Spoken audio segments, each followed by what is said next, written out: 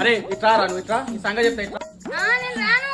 నువ్వు ఇట్రారా చెరక తోటలో చాటడి బియ్యం లగేసి కొడితే లజ్జంట లజ్జంట లజ్జంట లజ్జంట లజ్జంట.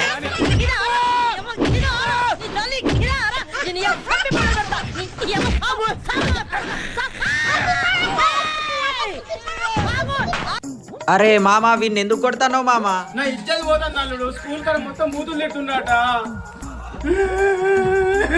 ఊరుకో ఊరుకో, ఎద్దులో ఉన్న ఏడిస్తే దరిద్రంగా ఉంటుంది.